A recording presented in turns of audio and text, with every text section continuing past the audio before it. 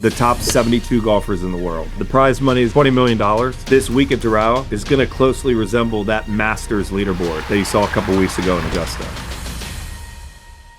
Welcome into the Invest Well Show. Listen, we're going to talk today about the Cadillac Championship. It's happening at Trump Doral. I got Dave Mack that's joining me. Not the Mack truck. He's still a big, tough guy, but it's something a little bit different. And he is literally running the entire show down there. We're going to talk about the importance of what it looks like to build and develop and have a culture of excellence. You know, when we talk about investments in general, many of you know that I own several financial companies. Obviously, Wall Private Wealth is the one that powers this show. And one of the things that we've strived to do as we help families with wealth and save money in taxes is do things with excellence. As I had a conversation with Dave, we were talking about several different things. Obviously, I'm also part of Trump Vodka, and that's going to be a sponsor there as well. And Dave, you know, we started talking, and I was just really taken back by all of the pieces that you're putting together.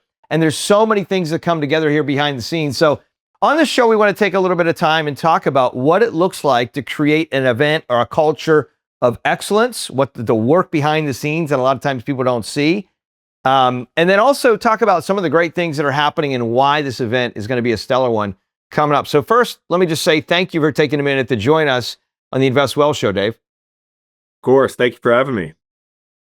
Absolutely. Got some fresh coffee here. Make sure the brain's sharp.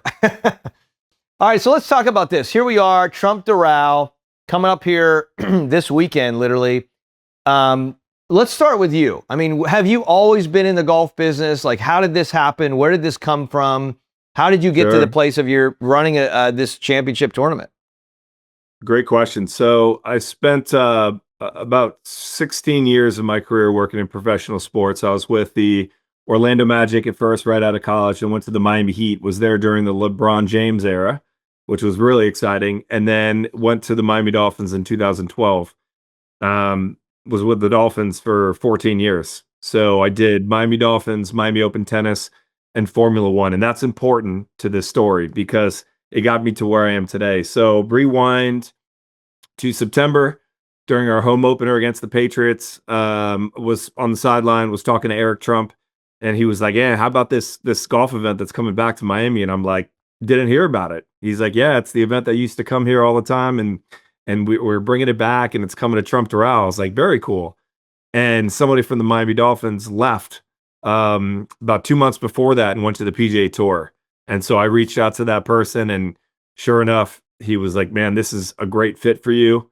Let's set up a phone call with the PGA Tour. Then about 2 months later, it was a done deal. I started in November.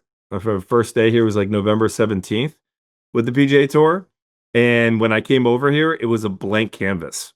So we had very, very little sponsors. We hadn't even signed the Cadillac deal yet. It was in the pipeline, but we hadn't signed it yet. We hadn't signed our community champion partners, Citadel. So the tournament was coming, but Cadillac wasn't on the deal. It was not a done deal yet, correct. So the tournament was coming. We didn't have a title sponsor. We didn't have our major sponsors. We didn't have any food and beverage partners. We didn't have our food and beverage vendors, and we didn't have any hospitality buyers yet. So it was a blank canvas. So what's really cool, and again, I can get more into this, but we had to go out and find who our food and beverage vendors going to be, who are our main sponsors going to be, who's going to be our entitlement partners.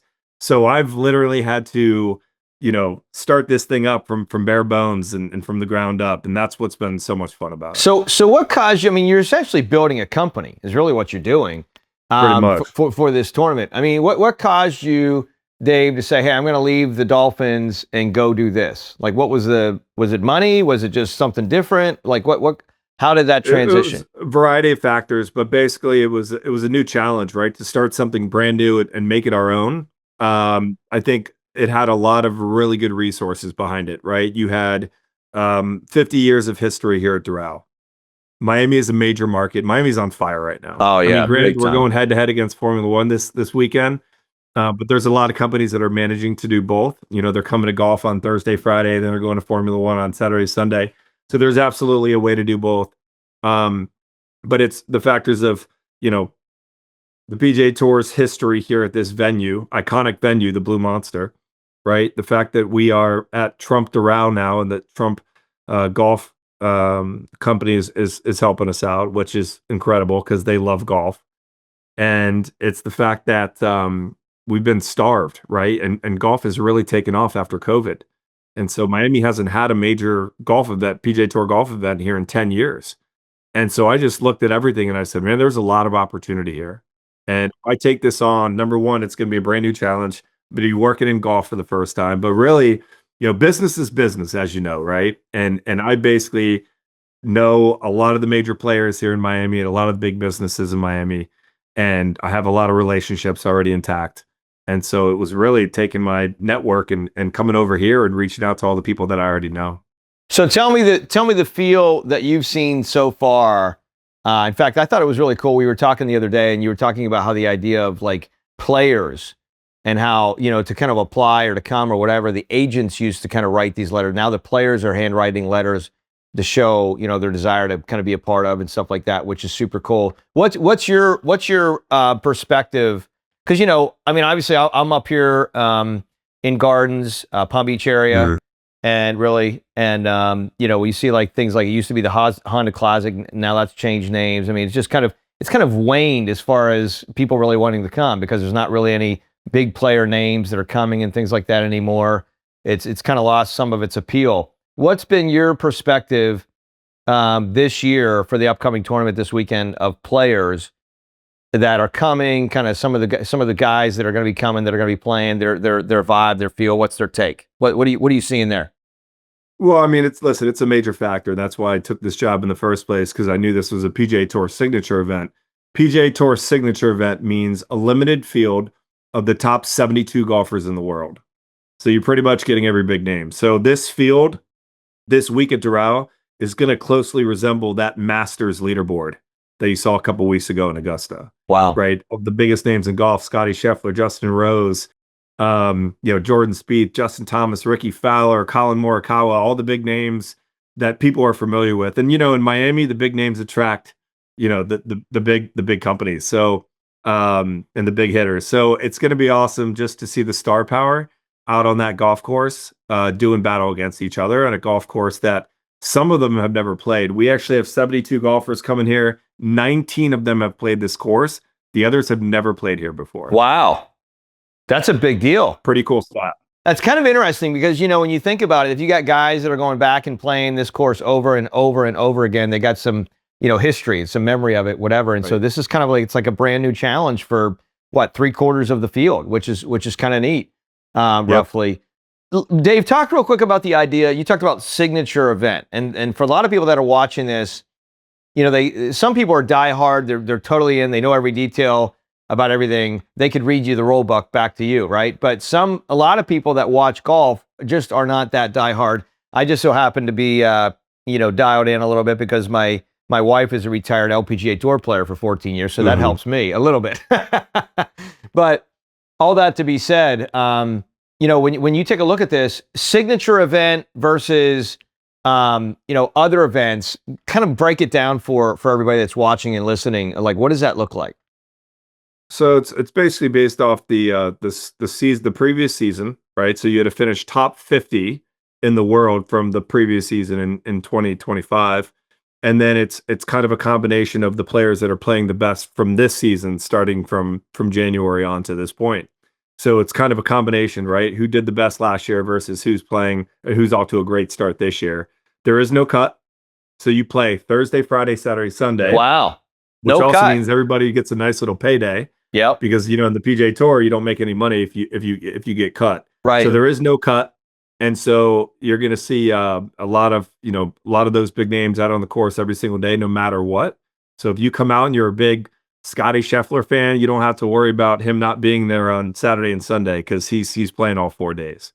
So that's pretty much the difference. The prize money is about it's $20 million. So it's a large sum of cash for the players, and I think that's why they get a lot of participation in this event. And where does that? I mean, it's a general rule. Where's that money come from? I mean, is that just sponsorships? Is that it comes from the title sponsor. So Cadillac is back after 10 years. They were the WDC Cadillac title sponsor as well, and so it's amazing to have Cadillac back as our title sponsor because they've been just so awesome in the past. So they're essentially covering the purse. Yeah, Correct. that's awesome. That's really, really cool. I love that. I have a good friend actually down in Miami area, Mario Morgado, has got a dealership Cadillac, and so he's I know him well. You know Mario, yeah, good guy. He's doing a lot of good stuff. Tell him he needs to participate next year. He said it wasn't enough time for this first one, but tell him he's got to come out in 2027. I will. We actually always when we do our tournament at Trump International every year for one of my companies, Wall Private Wealth, we have typically an Escalade there for kind of giveaway, hole-in-one deal. Let me ask you this question. What do you think has been some of the most challenging things that you've experienced as you've been putting this together? I want to kind of give people a little bit of a picture of behind the scenes, Dave, of some of the things that, again, because, I love the idea. John Maxwell said it once. He said, it takes a long time to become an overnight success. And so people come to the tournament this weekend. They're there Thursday to Sunday or Friday, Saturday, Sunday, or Saturday, whatever it is. And they're like, wow, it looks good. It's put on well. It's clean. It's operating for the most part good. But there's months of preparation here, and there's a lot of things behind the scenes. What would you say is one of the most challenging things that you've experienced that you had to overcome, if you can share it, in your journey of kind of collaborating and putting all this stuff together? Without question, it was trying to put on a PGA Tour signature event with the biggest names in golf in less than 6 months. That was incredibly tough. One of the toughest things I've had to do in my career. We actually got lucky. I think there was a lot of deals that came into place over the last 30 days where if we didn't have these deals, we wouldn't have an official, pro-am partner or healthcare partner or aviation partner. So because of these deals that just barely came through in the nick of time, we're like a complete PGA Tour event that took place and we got everything done and accomplished in 6 months, which is really incredible. If you look at the Players Championship in Jacksonville, that has years and years of history. And so, them putting on an event in 2027 is relatively easy because they have so many multi-year deals in place and they have so many sponsors and there's market awareness of the event. When I was meeting with companies, they heard that there was PGA Tour golf coming back to Miami. They didn't know when and they didn't know where. So half the battle was educating the market that we're back. But getting these deals, like as well as anybody else, like getting a multi-million-dollar deal done is not easy. And in order to do that, there's a lot of back and forth, and sometimes it takes a lot of time. For us to get that done in under 5 months is pretty awesome. And so now we're really fired up about 2027 and beyond because I'll actually have a full year or close to it to bring on some more partners for next year's event. So that was my question. So this isn't just a one and done deal. This is the intention of this. We signed a 5-year deal with Cadillac, so we're here until at least 2030. That's great, and obviously Trump's willing to host it and do all that stuff, which is great for optics for them. Course is in great shape. I know Kerry does a good job running the club down there, which is really, really good. Tell me about one of the things that you found that was maybe unexpected that went smoother than you thought. We have a really good team. So the hardest part about the golf tournament is the operational side and the event services side as well. So all the things that we're doing for our sponsors and all the deliverables, right, for our sponsors and our hospitality buyers, and the operational side of this, right? All the accommodations that we have to do, like the parking lots that we have to secure. We originally, when I first got there, the PGA Tour was talking to the fairgrounds, and the fairgrounds is 35 minutes away. Wow. So I told them that it's not going to be a great experience commuting 35 minutes there, 35 minutes back. That's 70 minutes on a shuttle. So we ended up we called the mayor of Doral, and she was amazing, Mayor Fraga, and she helped us get in touch with a lot, this like gravel lot, and we had to pay to have it resurfaced. But it's only 1.5 miles away. So that just significantly enhanced the experience for the fans, being able to park so close and not having to park 35 minutes away. So just little things like that. That's awesome. And as far as the fans and the client experience and what that looks like, I mean, I know that was something that we talked about kind of pre-air here, but I mean, that's obviously what it's all about. I mean, obviously the players coming, having a great time, but if the fans don't enjoy it and whatever, then they're not going to come back. And so you doing some of this infrastructure needed to kind of make that experience better matters. Tell me a little bit about what fans can expect? I mean, obviously there's going to be different levels of ticket structure, different options, ticket options. Let's talk real quick about what that looks like for this tournament, and then what some of the experiences could be for those that maybe are already coming, or those that are maybe still thinking about coming. What's available there? Let's talk about that a little bit.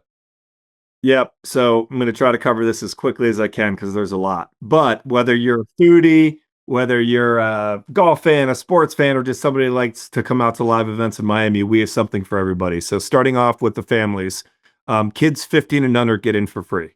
So that's massive.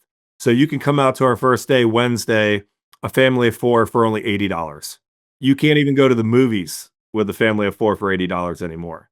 So kids 15 and under getting in for free is massive. We're also going to have a kids zone where you're going to be able to do science experiments. You said 15 and under? 15. Okay, not 5, 15.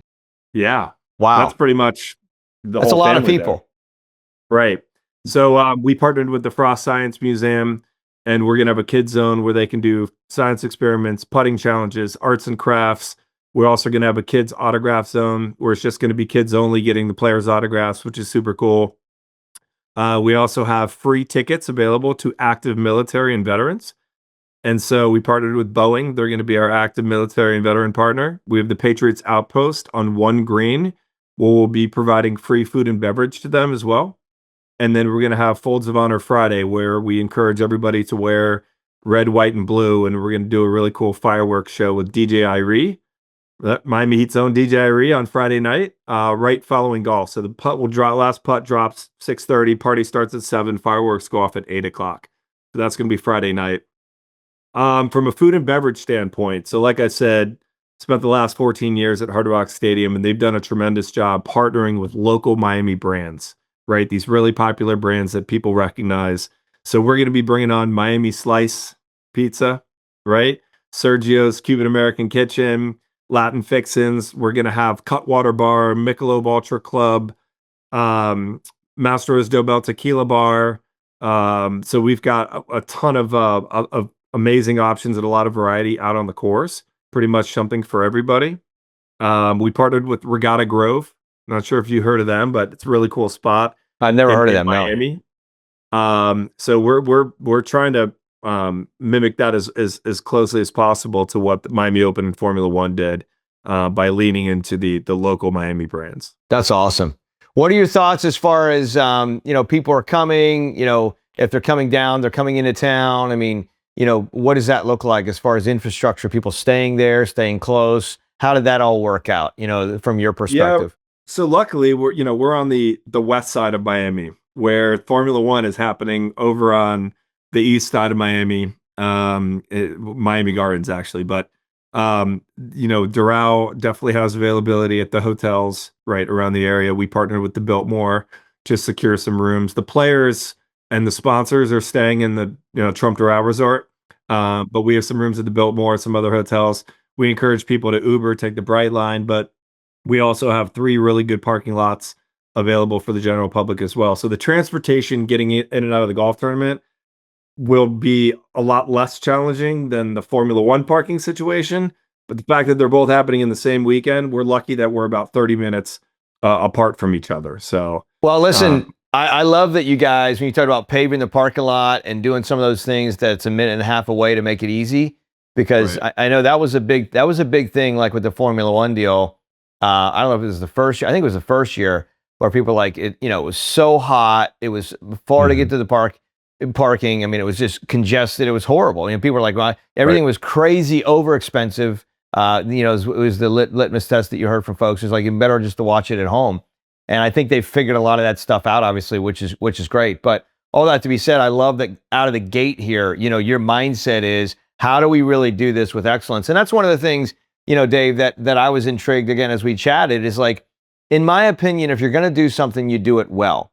There's never going to be perfection, but you got to do it well. And you guys are really going down the lane, obviously honoring the PGA Tour legacy to make sure that this event is done, through the lens of something that's just as good, if not better, than some of the other tournaments that are out there. And it's going to be a great staple. I mean, as you mentioned, Miami is hot. There's a lot of things happening. There's a lot of people moving south, and there's a lot of things going on. So I love that this is coming back. what is your hope, big hope, if you had to say beyond just doing this and doing it well? Is there anything that you're like, man, I really hope that this all kind of works out this way, and I'm excited for this in general when you look at this tournament? Maybe it's just being done so you can go back to normal life. I'm kidding, of course, but you love what you do, by the way, and that's another thing I wanted to mention. Dave, and I wanted to talk about that too as well, because there's a lot of people out there that watch this that are business owners, maybe they're retired, and they kind of feel stuck. So before we get to what you hope for, let's talk about this real quick, because this just hit me sideways, and it's something I want to talk about. You said to me the other day, it's like, I love what I do, right? And I do too. I mean, the businesses that I have, that I'm in, I love the same. And so what is it for you that kind of turns your crank? And why is that important, in your opinion, to be in a place where you're doing something that you love to do? How does that affect the output of what you do? Yeah, I think it's something that my dad grew up going to. He was born in Hialeah. My dad went to Hialeah High School. So very different back then, but he grew up in this area and went to this event as a teenager back when it was the Doral Ryder Open. And so he took me when I was a teenager. And then when I worked for the Miami Heat, I remember coming to this event, and I was here the last time it was here in 2016 when Adam Scott won. So I think now to like actually be running the event, after my dad grew up going to this event, he took me to this event as a kid, and now I'm running the whole thing. Like, that kind of gives me that motivation to make this event amazing and to not let it fail, right? I want to make this event as good as it used to be and better. And so I have so many ideas in my head right now, but I need the time to, plan and prepare. So I've got a lot of people that I'm hosting at this event where we're going to potentially do business next year. We just didn't have the time. There was conflicts with Formula One, a multitude of reasons, but I'm going to be hosting some of those people so we can start these conversations now. So I am looking forward to, wrapping this event up. So I'm going to have a whole year to plan. And I think the sky's the limit with what we can do. Yeah, that's awesome. Well, I love that. And I love the fact that the mayor and Doral is kind of helping be on board. I mean, obviously it's community received in a lot of ways, which is wonderful. And if you had to say, if a client's coming down, any one expectation that you would put in their minds that they should have when they're coming to this tournament? Great question. I just got out of a meeting this morning, and so the weekend's going to be a bit busier than Thursday and Friday, right? For a number of reasons. Number one, Thursday and Friday, it's typically just a little bit slower because of the weekdays, right? But then the families and everybody can come Saturday, Sunday. We've also might have some special guests in attendance. Okay. On Saturday and Sunday. And so just be expecting a little bit longer wait times to get in and out on the weekend. But Thursday and Friday are also tremendous days to go. You're just going to have, more kids, more families here on Saturday and Sunday. Yeah, I love it. Dave, any final thoughts that you want to share, you want to say about what you're excited about or this event in general? Yeah, I just want to, I want to start connecting with more companies, right? Seeing how we can get them involved. Right now, we kind of still have a blank canvas, right? We have a lot of categories available. We have a massive golf course, and we can build out on this golf course, build more structures, build more suites. And so the more meetings that I go on, the more ideas I get in my head of things that we can do out on the golf course. We could build a 3-story structure on, hole number 6 if we really find a company that wants to do it. So there's endless opportunities, but again, I'm never going to say no to a meeting.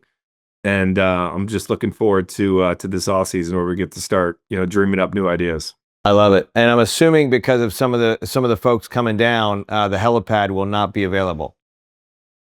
Yep, correct. You got it. Okay, I assume so. Well, listen, guys, first off, Dave, thanks for taking a minute and just sharing some thoughts about this event, Cadillac Championship, coming up here in Doral this weekend. Make sure you check it out.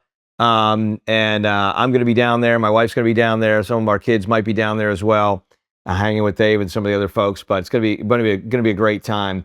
Listen, the reason I wanted to take a minute and bring Dave on is not necessarily because you may go invest in something like this or not. You might be a business owner that is watching this and you're like, you know what? I want to be a part of something that helps me develop and grow brand awareness and things like that. And I think a big part of investing in life, whether you're talking about investments in general. Obviously, we help a lot of families with their wealth and taxes, a lot of family offices. But one of the things that is super important as well is this idea of aligning your brand with other brands that has similar mindsets, similar interests, and certain levels of excellence that you want to operate as well. It just helps. It helps kind of lift the rising tide lifts all boats kind of thing. So Right. I wanted to bring Dave on to talk about what's happening, why it's happening the way that it's happening. And I think you're going to find it's going to be a wonderful event to enjoy as you go down there. Listen, thanks so much for taking some time to kind of catch this, watch this, and we'll catch you all on the next Invest Well show. Be blessed. See ya. Thank you.